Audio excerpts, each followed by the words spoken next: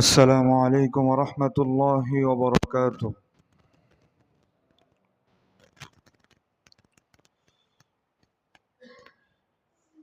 الحمد لله نستعينه ونستغفره ونؤمن به ونتوكل عليه ونعوذ بالله من شرور أنفسنا ومن سيئات أعمالنا. من يهد الله فهو المهتدي ومن يضلل فلن تجد له وليا مرشدا.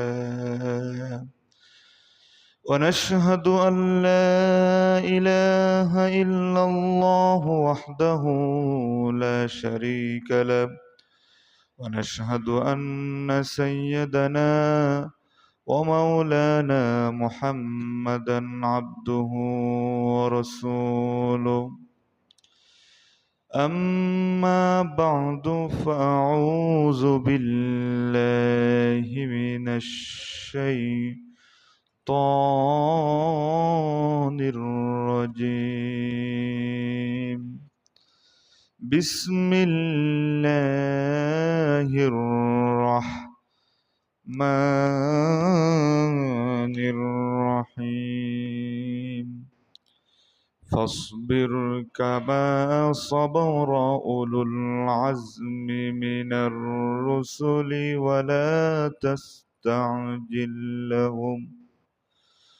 وقال تعالى في شان حبيبه: إن الله وملائكته يصلون على النبي يا أيها الذين آمنوا صلوا عليه وسلموا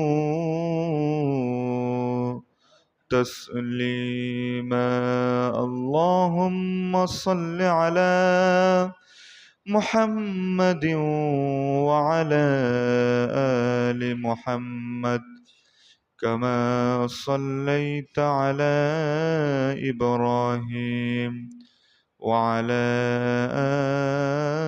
آل إبراهيم إنك حميد مجيد.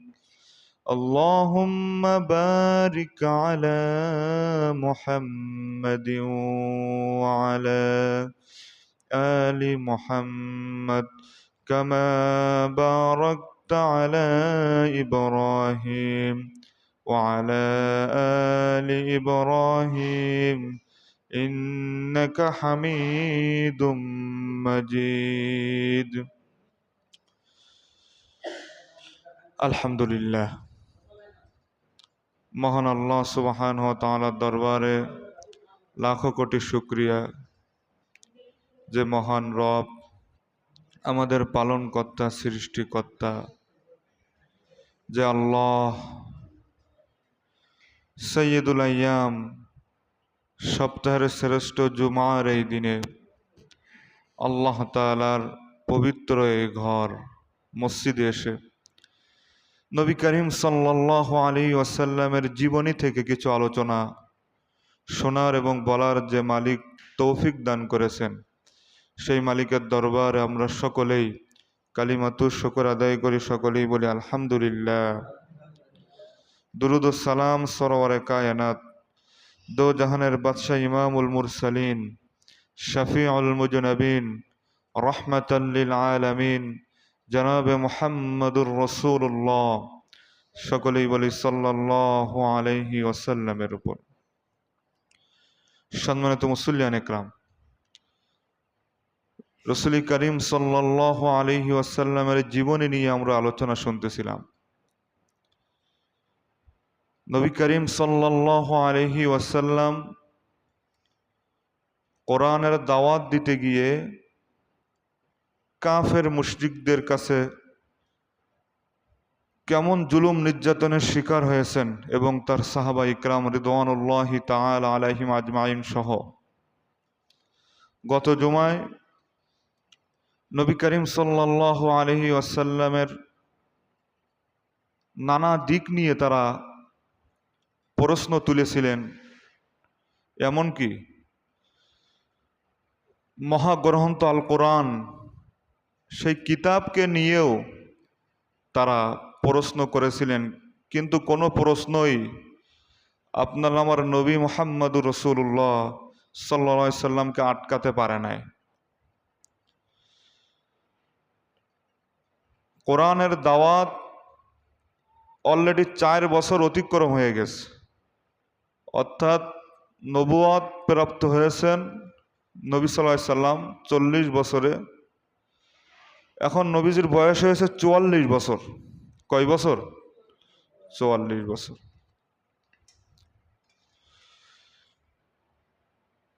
নবী করিম সাল্লাল্লাহু আলাইহি ওয়াসাল্লামের দাওয়াত যখন কাফের মুশরিকরা কোনোভাবেই বন্ধ করতে পারল না, তখন তারা সোজা সোজা আঙ্গুলটা তারা এবার বেঁকা করলো। তারা কি করলো? তারা এবার ডাইরেক্ট নবী করিম সাল্লাল্লাহু আলাইহি ওয়াসাল্লামের উপরে আক্রমণ চালালো। নাউযু বিল্লাহি মিন যালিক। আর সেই আঘাতটা শুরু হলো ঘর থেকেই। কয়েক জুমা আগে বলছিলাম, নবী সাল্লাল্লাহু আলাইহি সাল্লাম যখন সাফা পাহাড়ে দাওয়াত দিতে উঠলেন, নবীজির আপন চাচা, নাম কি? নাম ভুলে গেছেন মনে হয়? আবুল আহাব। আবুল আহাব রাসূল করিম সাল্লাল্লাহু আলাইহি ওয়াসাল্লামের দাওয়াত শুনে পাথর মেরে রাসূল সাল্লাল্লাহু আলাইহি সাল্লামের মাথা মোবারক ফাটায়া দিয়েছিল। ঘর থেকেই বিরোধিতা শুরু হলো। এই আবুল আহাব শুরুতেই বিরোধিতা করলো এবং নবী সাল্লাল্লাহু আলাইহি সাল্লামের দ্বিতীয় ছেলে অর্থাৎ আব্দুল্লাহ যখন মারা গেলেন, আবুল আহাব গোটা মক্কায় বলে বেড়ালো মুহাম্মদ আফতার হয়ে গিয়েছে, তার মানে মুহাম্মদ সাল্লাল্লাহু আলাইহি সাল্লাম নির্বংশ হয়ে গিয়েছে। নাউযু বিল্লাহি মিন যালিক। আল্লাহ তাআলা কি বললেন? ইন্না শানিআকা হুয়াল আবতার। হে আমার রসুল, আপনি নির্বংশ হন নাই, বরঞ্চ আপনাকে যারা নির্বংশ বলতেছে তারাই নির্বংশ হয়ে যাইবে। এই আবুল আহাবের নামে একটি সূরাও আল্লাহ তাআলা নাজিল করেছেন। কাফেররা অনেকেই ইসলামের বিরোধিতা করেছেন, কিন্তু তাদের নামে এরকম সূরা নাজিল হয় নাই। আয়াত এসেছে, কিন্তু ডাইরেক্ট সূরা নাজিল হয়েছে একটা কাফেরের নামে। সে হলো কি? নবীজির চাচা আবু লাহাব। নবীজিকে কেমন জুলুম চালাইছে, যার কারণে আল্লাহ তাআলা স্বয়ং তার নামে কোরআনে কি করেছে? আয়াত নাজিল করেছে। রাসূল করিম সাল্লাল্লাহু আলাইহি ওয়াসাল্লামের বয়স যখন 44 বছর হলো, দাওয়াতি জীবনের নবীজির 4 বছর অতিক্রম হয়ে গেল। নবী করিম সাল্লাল্লাহু আলাইহি ওয়াসাল্লামের ঘর থেকে বিরোধিতা হলো। নবীজির ঘরের পাশে যারা বসবাস করতেন তারাও নবীজিকে অত্যন্ত কষ্ট দিত। নবীজির বাড়ির পাশে যারা বসবাস করতেন, হাকাম বিন আবুল আস বিন উমাইয়া, উতবা বিন আবি মুঈত, আদি বিন হামরা আস-সাকাফি, ইবনুল আসমা আল উজানি, এরা নবীজির ঘরের পাশে বসবাস করত। তাদের ঘরের ময়লাগুলা পরিষ্কার করার পরে যে ময়লাগুলা থাকতো, এই ময়লাগুলা আপনার আমার হাবিব সাল্লাল্লাহু আলাইহি সাল্লামের উঠানে রেখে দিত, যাতে করে নবীজি কষ্ট পান। শুধু তাই নয়, নবী করিম সাল্লাল্লাহু আলাইহি সাল্লামের চুলায় যখন ভাত রান্না হতো, উটের পচা নাড়ি ভুঁড়িগুলা নবীজির ওই হাড়ির ভিতরে, চুলার ভিতরে তারা ফেলতো। নবী করিম সাল্লাল্লাহু আলাইহি সাল্লাম বলতেন, প্রতিবেশীর সাথে এমন কেউ আচরণ করে নাকি? প্রতিবেশীর সাথে এমন কাজ কেউ করে নাকি? নবী করিম সাল্লাল্লাহু আলাইহি সাল্লামকে তারা মানসিকভাবে নির্যাতন দিত, শারীরিকভাবেও নির্যাতন দিত। এমন কষ্ট নবীজির উপরে দিতেন। শুধু তাই নয়, আমার ভাইরা খুব খেয়াল করে শোনেন, রাসূল করিম সাল্লাল্লাহু আলাইহি ওয়াসাল্লাম একবার কাবার চত্বরে নামাজ আদায় করতেছেন। ফিরি ফিরি ইসলাম আমরা পেয়েছি, আমরা ইসলামের জন্য কোনো বিনিময় দেই নাই। এই যে নামাজ আপনারা পড়তে এসেছেন, এই নামাজ প্রতিষ্ঠিত করার জন্য আল্লাহর হাবিব কেমন কষ্ট করেছেন দেখেন। কাবার চত্বরে কিসসা কাহিনী বলছি না, বুখারীর হাদিস।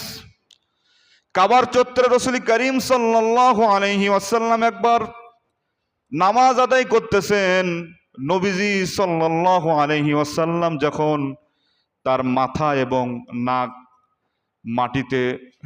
মাটিতে দিলেন, আল্লাহর কদমে যখন তিনি সিজদায় অবনত হলেন, এই আবু জাহাল তার সাঙ্গপাঙ্গদেরকে বলল, কে আসো সাহস করে মুহাম্মদ সাল্লাল্লাহু আলাইহি ওয়াসাল্লাম সিজদায় গিয়েছে, কে আসো এমন উটের পচা নাড়ি ভুড়ি গোলাপ মুহাম্মাদের মাথার ওপরে রাখবে, এমন সাহস কারোর আছে নাকি? আবু জাহাল যখন কথা বলল, এক কুখ্যাত কাফের উতবা বিন আবি মুআইত সে বলল, আবু জাহাল আমি পারবো, মুহাম্মাদের মাথার ওপরে উটের পচা নাড়ি ভুড়ি গোলা আমি ফেলতে পারবো। এবার রাসূল করিম সাল্লাল্লাহু আলাইহি ওয়াসাল্লাম যখন সিজদায় গেলেন, এই কুখ্যাত কাফের উতবা বিন আবি মুআইত উটের পচা নাড়ি ভুড়ি গোলাপ রাসূল করিম সাল্লাল্লাহু আলাইহি ওয়াসাল্লামের মাথা মুবারকে রাখলেন, যাতে করে নবীজি দুর্গন্ধে মারা যান। দূর থেকে নবীজির কলিজার টুকরা মেয়ে ফাতেমাতুজ জহরা রাদিয়াল্লাহু তাআলা আনহা তিনি দেখতে পেলেন। তিনি দৌড়াই ছুটে আসলেন নবী করিম সাল্লাল্লাহু আলাইহি ওয়াসাল্লামের মাথা থেকে উটের পচা নাড়ি ভুড়ি গোড়া সরানোর জন্য। এসে দেখলেন নবীজির দম বন্ধ হয়ে যাওয়ার মতো, নবীজির শ্বাস বন্ধ হয়ে যাওয়ার মতো এই যে ফাতেমা রাদিয়াল্লাহু তাআলা আনহা মাথা থেকে পচা নাড়ি ভুড়ি গুলো সরালেন। রাসূল করিম সাল্লাল্লাহু আলাইহি ওয়াসাল্লাম যখন নামাজ শেষ করলেন, নবীজি নামাজ শেষ করে আল্লাহর কাছে দোয়া করলেন। বুখারীর হাদিস থেকে বলছি, নবীজি বললেন, আল্লাহুম্মা আলাইকা বিকুরাইশ, ওগো আল্লাহ এই কুরাইশ কাফেরদেরকে তুমি ছাড় দিও না, এদের প্রত্যেককে পাকড়াও করো। বর্ণনাকারী সাহাবী আব্দুল্লাহ ইবনে মাসউদ রাদিয়াল্লাহু তাআলা আনহু এই হাদিসটি বর্ণনা করেন। তিনি বলেন, নবীজি এই কথা 3 বার বলেছেন। কয়বার? সবাই বলেন। 3 বার বলেছেন, আল্লাহুম্মা আলাইকা বিকুরাইশ, আল্লাহ এই কুরাইশ কাফেরদেরকে তুমি একটা করে ছেড়ো না, প্রত্যেককে পাকড়াও করো। বর্ণনাকারী সাহাবী আব্দুল্লাহ ইবনে মাসউদ রাদিয়াল্লাহু তাআলা তিনি বলেন, নবীজি এভাবে বলেন নাই, নবীজি নাম ধরে ধরে বলেছেন। নবীজি নাম ধরে ধরে এভাবে বলেছেন, ওগো আল্লাহ আবু জাহেলকে পাকড়াও করো, উতবা বিন রাবিয়াকে ধরো, শাইবা বিন রাবিয়া, ওয়ালিদ বিন উতবা, উমাইয়া বিন খলফ, উতবা বিন আবি মুআইত, উমারা বিন ওয়ালিদ, এই 7 জনের নাম কয়জনের? 7 জনের নাম নবীজি ধরে ধরে বলেছেন, আল্লাহ প্রত্যেকটাকে তুমি ধরো, প্রত্যেকটাকে পাকড়াও করো। বর্ণনাকারী সাহাবী আব্দুল্লাহ ইবনে মাসউদ রাদিয়াল্লাহু তাআলা আনহু বলেন, যে 7 জনের নাম নবীজি নিয়েছেন, এই 7 জন বদরের যুদ্ধের সময় অত্যন্ত বেইজ্জতির সহিত তারা নিহত হয়েছিল। সুবহানাল্লাহ। আচ্ছা বলেন, কোন রসুল যদি আল্লাহর কাছে বদদোয়া করে সেটা কি কবুল হতে দেরি হয়? সঙ্গে সঙ্গে কবুল হয়ে গেছে। এই 7 জন অত্যন্ত বেইজ্জতির সহিত বদরের যুদ্ধের দিন তারা নিহত হয়েছিল, অর্থাৎ তারা মারা গিয়েছিল বদরের যুদ্ধের দিন। সম্মানিত মুসল্লিয়ান ইকরাম, এই দিন প্রচারের জন্য আপনার আমার হাবিব সাল্লাল্লাহু আলাইহি সাল্লাম কত জুলুমের শিকার হয়েছে, কোরআন প্রচারের জন্য কত কষ্ট সহ্য করেছে, নামাজ কায়েমের জন্য তিনি কত নির্যাতনের শিকার হয়েছে। প্রিয় মুসল্লিয়ান ইকরাম, শুধু তাই নয় আমার ভাইরা, রাসূল করিম সাল্লাল্লাহু আলাইহি ওয়াসাল্লামকে একবার এই কুখ্যাত কাফের উতবা বিন আবি মুআইত কাবার চত্বরে নবীজিকে একবার গামছা পেঁচাইয়া নবীজির গলার ভিতরে এভাবে ফাঁস লাগালেন। উতবা বিন আবি মুআইত, যাতে করে নবীজির শ্বাস বন্ধ হয়ে মারা যায়। দূর থেকে নবীজির বন্ধু সিদ্দিক আকবর অর্থাৎ আবু বকর সিদ্দিক রাদিয়াল্লাহু তাআলা আনহু দেখতে পেলেন, ছুটে আসলেন, এসে নবীজিকে এই কুখ্যাত কাফের থেকে বাঁচালেন। আবু বকর রাদিয়াল্লাহু তাআলা আনহু বললেন, তোমরা কি এই লোকটাকে মেরেই ফেলবা নাকি, যে ঘোষণা দিয়েছে আল্লাহ আমার রব? আতাকতুলুনা রাজুলান ইয়াকুলা রাব্বি আল্লাহ, সে এই কথাই ঘোষণা দিয়েছেন যে আল্লাহ আমার কি বলেন। এই কথা ঘোষণা দেওয়ার কারণে কি এই লোকটাকে তোমরা কি মেরেই ফেলবা নাকি, যে ঘোষণা এতটুকু দিয়েছে এর কারণেই কি তোমরা তাকে মেরেই ফেলবা? এবার কি করলো, সব কাফের মিলে আবু বকর রাদিয়াল্লাহু তাআলা আনহুকে মারলো। সব কাফের মিলে কাকে মারলেন? আবু বকর রাদিয়াল্লাহু আনহুকে মারলেন। ইসলাম এমনি এমনি প্রতিষ্ঠিত হয় নাই, এমনি এমনি ইসলাম প্রতিষ্ঠিত হয়েছে। রাসূল কারীম সাল্লাল্লাহু আলাইহি ওয়াসাল্লামের পবিত্র শরীর মুবারক দিয়ে রক্ত ঝরেছে, আর সেই রক্তের উপর দিয়ে ইসলাম প্রতিষ্ঠিত হয়েছে। নবীজির দেহ মুবারক থেকে রক্ত ঝরেছে, আর সেই রক্তের উপর দিয়ে আল্লাহ তাআলা ইসলামকে প্রতিষ্ঠিত করেছে। এমনি এমনি ইসলাম প্রতিষ্ঠিত হয়নি। ঠুকঠাক করে শুধু সেজদা দিয়ে চলে যায় আর মনে হয় ইসলাম এমনি প্রতিষ্ঠিত হয়েছে, তাই না? ইসলাম এমনি প্রতিষ্ঠিত হয় নাই।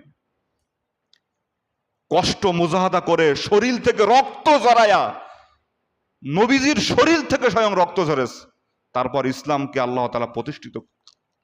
সম্মানিত মুসল্লিয়ান ইকরাম, এই যে নামাজে আপনারা আসছেন, এই নামাজ প্রতিষ্ঠিত করার জন্য আল্লাহর হাবিব সাল্লাল্লাহু আলাইহি সাল্লাম কেমন কষ্ট করেছে দেখেন। আবু জাহাল নবীজিকে বললেন, কি ব্যাপার মুহাম্মদ সাল্লাল্লাহু আলাইহি ওয়াসাল্লাম, তোমার কি একটু ভয় করে না?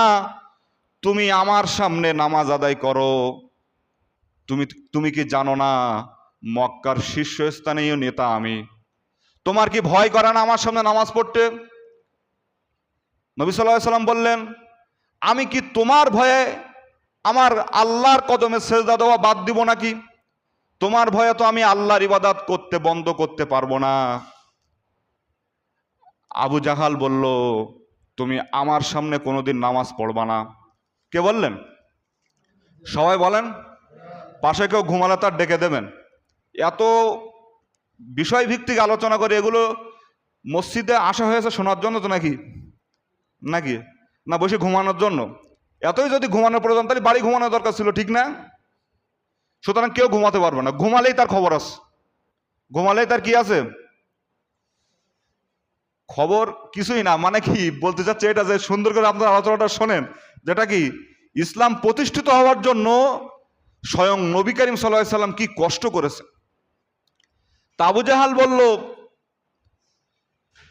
তুমি আমার সামনে নামাজ পড়বা না, মক্কা শীর্ষস্থানে নিত আমি। নবী করিম সাল্লাল্লাহু আলাইহি সাল্লাম কি বললেন? তোমার ভয়ে আমি আমার রবের ইবাদত কি বন্ধ করব? আমি বন্ধ করতে পারবো না, আমি নামাজ পড়বই। এবার আবু জাহাল কি করলো? আবু জাহাল বলল, তার চামচাদেরকে বলল, মুহাম্মদ যেন আমার সামনে নামাজ না পড়ে। আল্লাহ তাআলা আবু জাহাল এই পৃথিবীতে নেয়, কিন্তু আবু জাহালের মতো চরিত্র অনেক মানুষের মধ্যে রয়েছে। আজও পৃথিবীর বহু জায়গায় দেখা যায় মুসলমানদেরকে নামাজ আদায়ে তারা বাধা দেয়, ঠিক কিনা? আপনি দেখেন বহু দেশে আছে না, মুসলমানরা নামাজ আদায় করতে পারতেছে না। এই তো এই কিছুদিন আগেই দেখা গেছে অনলাইনের মাধ্যমে, মুসলমানরা নামাজ পড়তেছে, আবার এদিকে তারা পূজাও ওই মুসলমানদের সামনে ঢোল টাবলা বাজাচ্ছে। এটা দেখেছেন কিনা অনেকেই? তাহলে আবু জাহাল নামে দুনিয়ায় কেউ নাই, কিন্তু আবু জাহালের চরিত্র, এরকম চরিত্রবান অনেক মানুষ এই দুনিয়াতে থাকবে। এজন্য আল্লাহ তাআলা আবু জাহালের কথাগুলো আল্লাহ কোট করে দিয়েছেন কোরআনে। সূরা আলাকের শেষ অংশে আল্লাহ তাআলা বলেন, আরাআইতাল্লাযী ইয়ানহা আবদান ইযা সাল্লা। আল্লাহ তাআলা বলেন, তুমি কি দেখেছো নাকি যে আমার বান্দাকে আবদান ইজা সল্লা, মানে যে আমার বান্দাকে নামাজ আদায়ে বাধা দেয়। বাধা দেয় কে বলেন তো? আবু জাহাল। কে বাধা দেয়? আলোচনা খুব গুরুত্ব সহকারে শুনবেন ভাই, খুব গুরুত্ব সহকারে শুনবেন। এটা বাংলা ক্লাস না, এটা কোরআনের ক্লাস। কার ক্লাস? এটা চার দোকান নাই যে টিভি হচ্ছে, কেউ দেখতেছে কেউ দেখতেছে না। এটা কোরআনের ক্লাস, খুব গুরুত্ব সহকারে শোনাই লাগবে। শোনা ফরজ, শোনা কি নাকি? তুমি কি দেখেছো নাকি যে আমার বান্দাকে নামাজ আদায়ে বাধা দেয়? অর্থাৎ বাধা দিচ্ছেন আবু জাহাল। পরের আয়াতে আল্লাহ তাআলা জানালেন, আলাম ইয়ালাম বিআন্নাল্লাহা ইয়ারা। আল্লাহ তাআলা বলেন, সে কি মনে করেছে নাকি, অর্থাৎ আবু জাহালকে মনে করেছে নাকি যে আমার হাবিব সাল্লাল্লাহু আলাইহি সাল্লামকে নামাজে বাধা দিচ্ছে কিন্তু আমি দেখছি না? আল্লাহ দেখেন কি না? সবাই বলেন। সে যে নামাজে বাধা দিচ্ছে নবীজিকে, এটা আল্লাহ অবশ্যই দেখতেছেন। আল্লাহ তাআলা নবী করিম সাল্লাল্লাহু আলাইহি সাল্লামকে বলতেছেন, ওগো আমার হাবিব, কাল্লা লাইল্লাম ইয়ানতাহি লানাসফা'আম বিন্নাসিয়া। আল্লাহ তাআলা নবীজিকে বলতেছেন, ওগো আমার হাবিব সাল্লাল্লাহু আলাইহি সাল্লাম, বলেন আপনি তাকে সতর্ক হতে, অর্থাৎ আবু জাহালকে আপনি সতর্ক হতে বলেন। যদি সে সতর্ক না হয়, আমি আল্লাহ জাহান্নামের ফেরেশতা দিয়ে তার মাথার সামনের চুলির মুঠি ধরে টেনে জাহান্নামে ফেলাবো। এ কথা কে বলেন? আল্লাহ বলতেছেন কাল্লা, কখনো নয়, লাইল্লাম ইয়ানতাহি, যদি সে সতর্ক না হয়, লানাসফা'আম বিন্নাসিয়া, আমি জাহান্নামের ফেরেশতা দিয়ে তার সামনের চুলির মুঠে ধরে আমি জাহান্নামে তাকে নিক্ষেপ করব। কত বড় সতর্কর কথা! কোরআনটা তোতা পাখির মতো পড়ার মধ্যে মজা আছে, কিন্তু বেশি মজা আপনি পাবেন না যদি অর্থ সহকারে পড়েন, ঠিক না? কোরআনের অর্থ তো আমরা জানি না। সূরা আলাকের কত তেলাওয়াত আমি নামাজে করি, এই সূরাও নামাজে তেলাওয়াত হয়, কিন্তু এর অর্থ আমরা জানি না। কত বড় সতর্কর কথা, কত ভয়ঙ্কর কথা! কে বললেন? আল্লাহ তাআলা বললেন। এখন এই আয়াত যখন নাজিল হলো, আয়াত যখন নাজিল হয়, তখন নবী সাল্লাল্লাহু আলাইহি সাল্লাম সকলকে শোনাই দেন যে এই এই আয়াত নাজিল হয়েছে। এই আয়াত যখন নাজিল হলো, আবু জাহাল একটু ভয় পেয়ে গেল। কি হলো? কারণ আবু জাহাল তো জানে যে মুহাম্মদ সাল্লাল্লাহু আলাইহি সাল্লাম আল্লাহ তাআলার নবী, কিন্তু নেতৃত্ব টিকায় রাখার জন্য তিনি মানে না। আবু জাহাল ভয় পেয়ে গেল। ভয় পেলেও কি হবে, সে তো নেতা। আচ্ছা বলেন, যদি নেতা ভয় পায় তাহলে আশপাশে যারা থাকবে তাদের অবস্থা কি হবে? সুতরাং সে দেখতেছে আমি তো নেতা, আমি তো ভয় পেলে অসুবিধে। এখন নেতা তো নেতাগিরি করাই লাগবে। আবু জাহেল বলল, তার আশপাশে যারা থাকে তাদেরকে বলল, মুহাম্মদ সাল্লাল্লাহু আলাইহি সাল্লামের কথা তোমরা শুনবা না, আর সে যখন নামাজে পড়বে, নামাজে দাঁড়াইবে, তোমরা আমাকে খবর দেবা। সে যখন নামাজ পড়বে আমাকে খবর দেবা, আমি মুহাম্মদ সাল্লাল্লাহু আলাইহি সাল্লামের ঘাড়ের ওপরে পা রেখে আমি তার ঘাড়টা মটকায়া দিব। নাউজুবিল্লাহি মিন যালিক। আবু জাহাল কি বলল? মুহাম্মদ সাল্লাল্লাহু আলাইহি সাল্লাম যখন নামাজে দাঁড়াবে আমাকে খবর দেবা, আমি তার ঘাড়ের ওপরে পা রেখে তার ঘাড়টা আমি মটকায়া দেবো। আচ্ছা বলেন তো, আবু জাহাল নাই স্বৈরাচারের সময় আলেমদের, নবীর ওয়ারেস আলেম ওলামাদের ঘাড় মটকানোর কথা হয়েছিল না? এটা ভুলে গেছেন মনে হয়? আবু জাহাল দুনিয়াতে নাই, কিন্তু আবু জাহালের এই কৃতিকর্ম, তার এই আচরণ এখনো পর্যন্ত মুসলমান নামে কুখ্যাত জানোয়ারদের ভিতরে রয়েছে। তারা আলেম ওলামাদেরকেও ঘাড় মটকানোর কথা বলেছিল কিনা বলেন?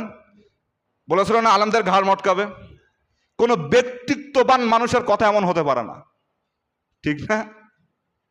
ডাকাতের মতন কথা যে কি আলেমদের ঘাড় মটকাবে। বুখারীর হাদিস থেকে বলছি, দেখেন প্রত্যেকটি কথা হাদিস থেকে বলছি।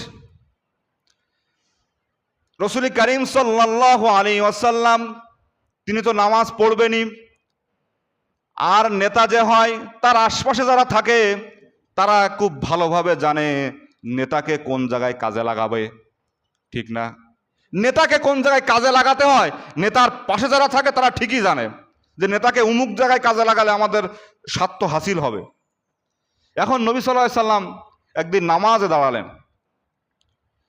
আবু জাহেলের আশপাশে যারা থাকে তারা গিয়ে এবার আবু জাহেলের কাছে চলে গেল, গিয়ে বলল, নেতাজি আপনি না বলেছিলেন মোহাম্মদ যখন সেজদায় যাবে তার ঘাটটা আপনি মটকাবেন? বললে হ্যাঁ। বলতে মোহাম্মদ এবার সেজদায়, এইবার নামাজে দাঁড়াইস।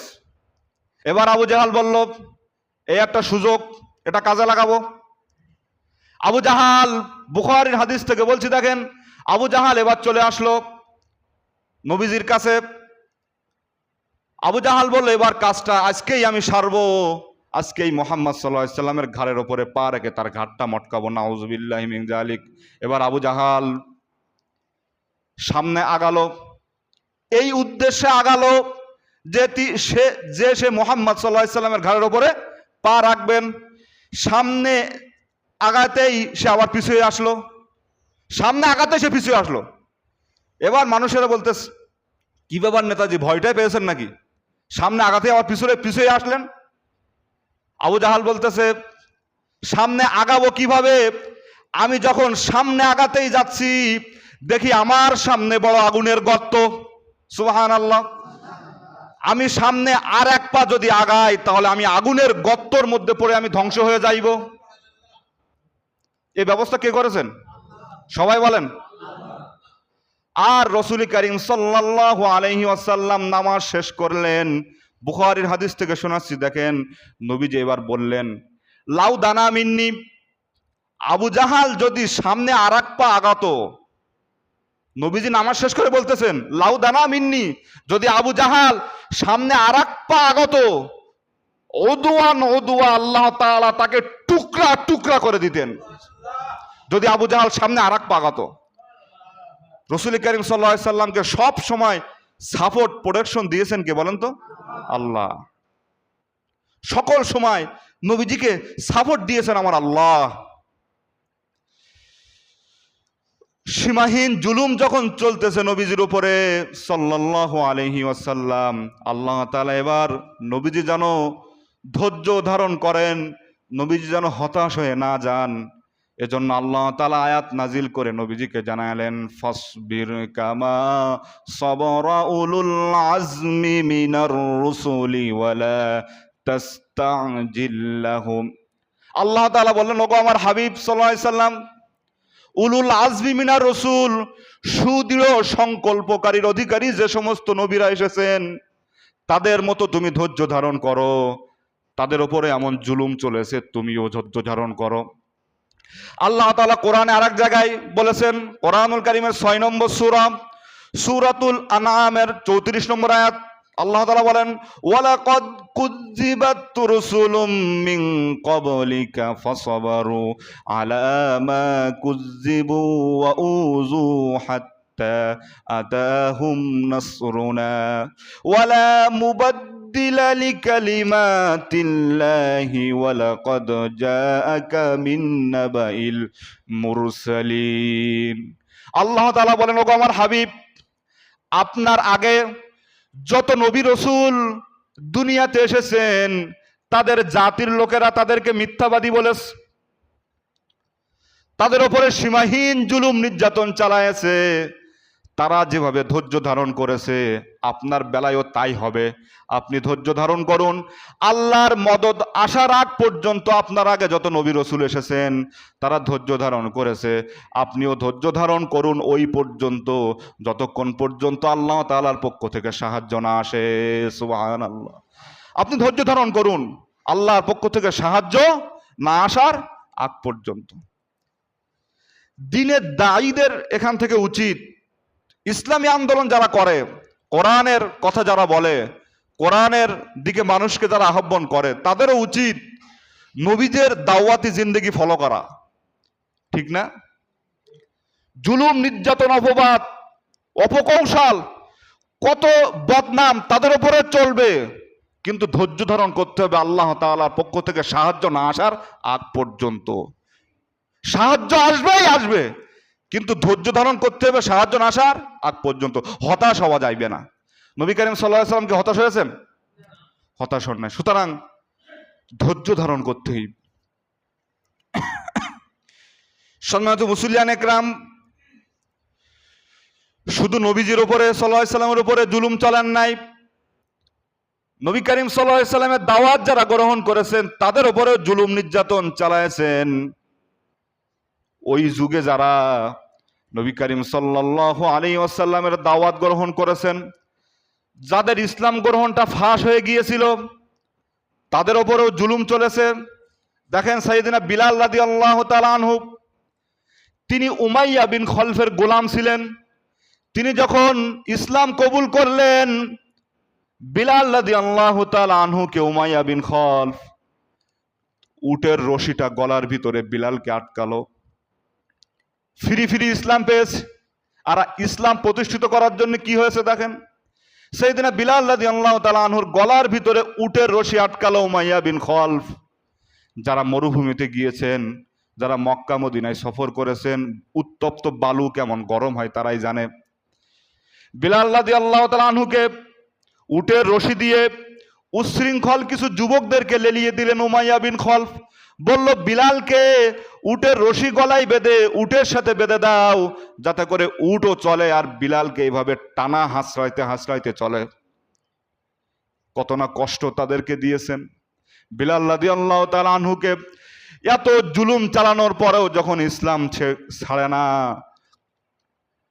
বিলাল রাদিয়াল্লাহু তাআলা আনহুকে এবার চাবুক দিয়ে তার পিঠির উপরে আঘাত করা হইতেছে।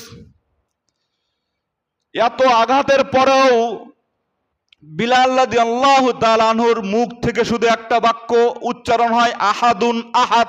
আহাদুন আহাদ মানে হলো এক আল্লাহ, এক আল্লাহ। এই উচ্চারণ হয়। উমাইয়া বিন খলফ বলে, কি ব্যাপার বিলাল, কেমন ইমান তোর অন্তরে ঢুকেছে, এতই জুলুম চালাই তারপরও তুই ইসলাম ছাড়িস না? কেমন ইমান তোর অন্তরে ঢুকেছে, এতই মারি তুই ইসলাম ছাড়িস না? তুই আহাদুন আহাদ বলা বাদ দে, লাত মানাত উজ্জার কথা বল, তোকে আমি ছেড়ে দিব। বিলাল রাদিয়াল্লাহু তাআলা আনহু বলে, এ তো সামান্য আঘাত, এর থেকেও যদি আমাকে মারতে মারতে দুনিয়া থেকে বিদায় করো, যে ঈমান আমি পেয়েছি এই ঈমান আমি বিন্দু পরিমাণ ছাড়ব না। সুবহানাল্লাহ। বিলাল রাদিয়াল্লাহু তাআলা আনহুকে পিঠির মধ্যে আঘাত করা হচ্ছে, উত্তপ্ত বালির উপরে চিৎ করে শোয়া বিলালকে আঘাত করা হচ্ছে, আর শরীর থেকে ফিঙ্কি ধরে রক্ত ছিটকায়া পড়তেছে। সাহাবা ইকরাম রিদওয়ানুল্লাহি তাআলা আলাইহিম আজমাইনদের পবিত্র শরীর থেকে রক্ত প্রবাহিত হয়েছে, শহীদ হয়েছে, আর সেই রক্তের উপর দিয়ে নবীজি ইসলামকে প্রতিষ্ঠিত করেছেন। এমনি এমনি ইসলাম প্রতিষ্ঠিত হয় নাই। ইসলাম একটি বৃক্ষ, যার গোড়ায় যতই রক্ত ঝাড়বেন, যতই রক্ত ফেলবেন, ততই সেই বৃক্ষ তরুতাজা হয়। সেটার নাম কি? ইসলাম। সেটার নাম কি? ইসলাম। আলেম ওলামা কেন জেলখাটে বুঝে আসে না, কেন ফাঁসির মঞ্চে যায় বুঝে আসে না? না, এই জন্য যায়। কয়জনের ইতিহাস শোনাবো আমার ভাইরা। ইয়াসিরের পরিবার ছিল খুব মাজলুম পরিবার। ইয়াসির, তার ছেলের নাম ছিল আম্মার, তার স্ত্রীর নাম হলো সুমাইয়া রাদিয়াল্লাহু তাআলা আনহা। এই তিনজন যখন ইসলাম কবুল করলেন, আবু জাহাল তাদেরকে ডাকলো। আবু জাহেল ডাকলে তিনজনকে বাঁধলো, বাঁধার পরে জুলুম নির্যাতন চালালো, মারধর করলো। ইয়াসির বুড়া মানুষ, সহ্য করতে না পেরে তিনি শহীদ হয়ে জান্নাতে চলে গেলেন। এবার সুমাইয়া রাদিয়াল্লাহু তাআলা আনহাকে আবু জাহাল ডাকলো, ডেকে বলল, সুমাইয়া, তুই তো মেয়ে মানুষ, আমি তোর উপরে এমন টর্চার করব, তুই সহ্য করতে পারবি না। ইসলাম ছেড়ে দে, মুহাম্মাদের ধর্ম ছেড়ে দে, লাত মানাত উজ্জার ধর্ম গ্রহণ কর, মূর্তির সামনে পূজা কর। সুমাইয়া রাদিয়াল্লাহু তাআলা আনহা বললেন, আমাকে তুমি কতই জুলুম নির্যাতন চালাইবা, কতই ভয় দেখাবা। একজন মহিলা মানুষ, তিনি বললেন, আমাকে মারতে মারতে যদি টুকরা টুকরাও করে ফেলো, তারপরেও যে ঈমান আমি গ্রহণ করেছি, এই ঈমান থেকে বিন্দু পরিমাণ আমি পিছপা হব না। আবু জাহাল ক্ষিপ্ত হয়ে গেল, একটা বর্শা হাতে নিল আর সুমাইয়া রাদিয়াল্লাহু তাআলা আনহার লজ্জাস্থান বরাবর মারতে মারতে তাকে শহীদ করে দুনিয়া থেকে বিদায় করে দিল। পৃথিবীর মধ্যে মহিলাদের মধ্যে সর্বপ্রথম যিনি শহীদ হয়েছেন তিনি হলেন কে? সুমাইয়া রাদিয়াল্লাহু তাআলা আনহা। এভাবে করে কয়জনের ইতিহাস শোনাবো আমার ভাইরা, খুব খেয়াল করে শোনেন। খাব্বাব রাদিয়াল্লাহু তাআলা আনহুর কথা বলি। তিনি যখন ইসলাম কবুল করলেন তার খাওয়া দাওয়া সবগুলা বন্ধ করে দিল। ওমর রাদিয়াল্লাহু তাআলা আনহুর শাসন আমলে ওমর রাদিয়াল্লাহু তাআলা আনহু একজন বলতেছেন, খাব্বাব তোমার কোমরটা এত চিকন কেন, আর পিঠের মধ্যে এত বড় বড় গর্ত কেন? খাব্বাব রাদিয়াল্লাহু তাআলা আনহু বলতেছেন, ভাই ওমর আপনি কি ভুলে গেছেন নাকি ইসলাম কবুল করার কারণে কাফের মুশরিকরা আমার খাওয়া দাওয়া বন্ধ করে দিল, তারপরও আমার ইসলাম থেকে পিছপা করতে পারে নাই। এবার আমাকে উত্তপ্ত বালির উপরে শোয়ালো, চিৎ করে শোয়ায়া তলায় জ্বলন্ত কয়লা দিল, কয়লা দিয়ে তার উপরে আমাকে শোয়ালো। আমি যেন নড়াচড়া করতে না পারি, আমার হাত পা গুলো শক্ত করে বাঁধলো। এরপরে আমার বুকের ওপরে একটা পাথর লাগলো, আমার পিঠের শরীরের রক্ত আর চর্বি পড়ে পড়ে ওই কয়লাগুলো নিভে গিয়েছে। কয়লা নিভে গিয়েছে, তারপরও ইসলাম থেকে আমাকে সরাতে পারে নাই। এত জুলুম নির্যাতন চালাইছেন সাহাবা ইকরাম রিদওয়ানুল্লাহি তাআলা আলাইহিম আজমাইনদের উপরে, তারপরও বিন্দু পরিমাণ ইসলাম থেকে তাদেরকে পিছপা করতে পারে নাই। আপনি ইসলাম যারা করে, কোরআনের কথা যারা বলে, আলেম ওলামাদেরকে আপনি কুরুচি মন্তব্য করতে পারেন না। মানুষের ভুল আর সবার আছে, আছে কিনা বলেন? আচ্ছা আপনি বলেন তো, একজন আলেমের ভুল আর আপনার ভুল কি সমান? আপনি কত লক্ষ কোটি গুণ ভুল করেছেন, আর একজন আলেম একটা ভুল করেছে তাকে আপনি সমালোচনা করেন কোন কাণ্ডজ্ঞানে? আপনার তো লজ্জা থাকা দরকার। কোন আলেমের নামে সমালোচনা আমরা কেউ করবো না, একমাত্র বেদাতিপন্থী আলেম ছাড়া হকপন্থী কোন আলেমের নামে সমালোচনা যেই করবে তার ইমানের ভিতরে দুর্বল ঢুকে যাইবে। ঠিক কিনা বলেন? একজন আলেমের নামে কথা একজন আলেম বলবে, আপনি বলার কে? আমি কারোর বিরুদ্ধে বলছি? সকল আলেমদের পক্ষ বলছি, সকল আলেম। ঠিক না? আল্লাহ তাআলা আমাদের সকলকে, সকল নবীর ওয়ারিসদেরকে মহব্বত করার তৌফিক দান করুন, সকলে বলে আল্লাহুম্মা আমিন। সম্মানিত মুসল্লিয়ান, এভাবে করে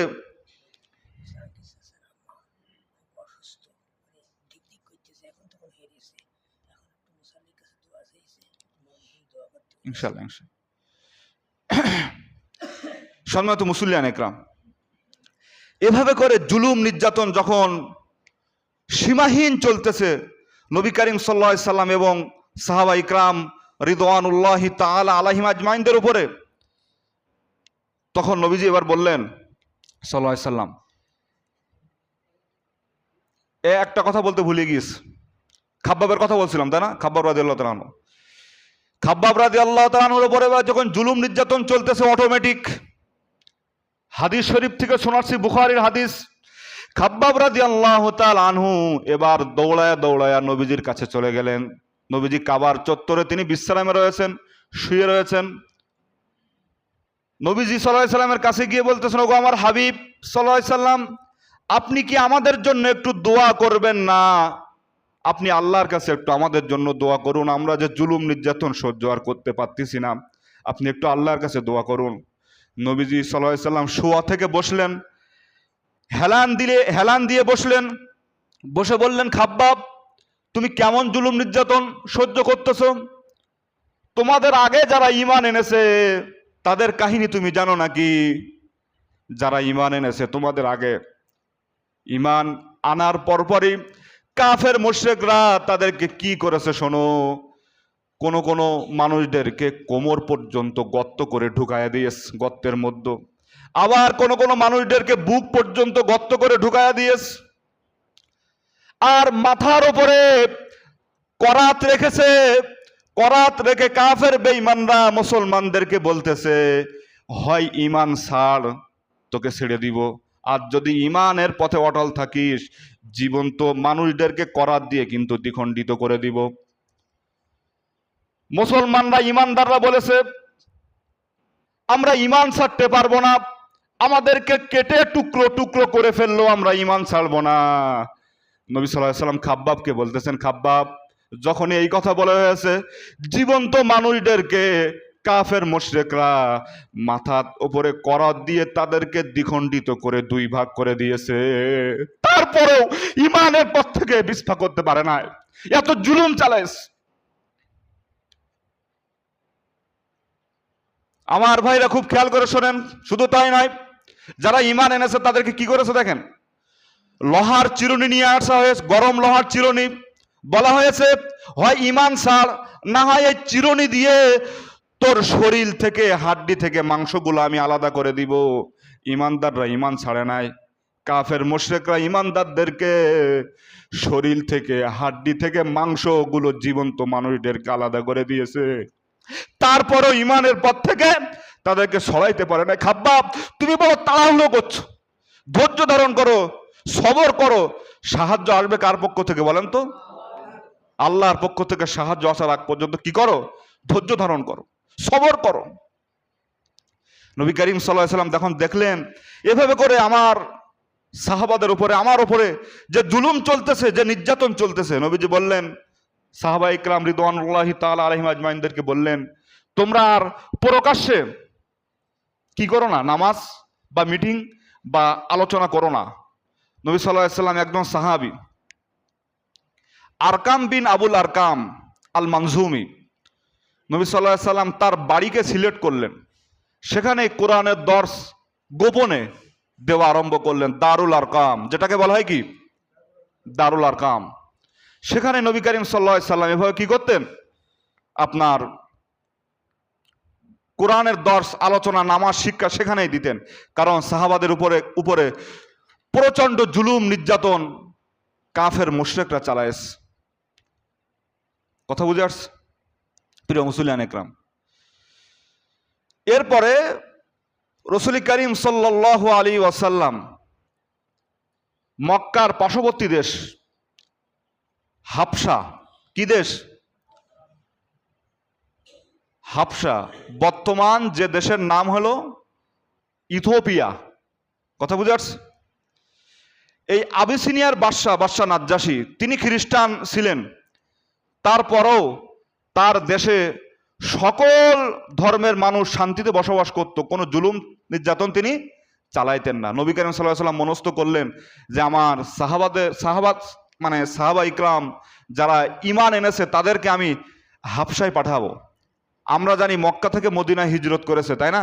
কিন্তু মদিনায় হিজরত করার আগে দুইটা দলকে নবী করিম সাল্লাল্লাহু আলাইহি ওয়াসাল্লাম আবিসিনিয়ায় অর্থাৎ হাবশায় হিজরতে পাঠিয়ে দিয়েছিলেন। এটা মনে হয় কেউ জানেন না, যে মক্কা থেকে মদিনায় হিজরতের আগে হিজরত করেছে কোথায়? হাবশায়।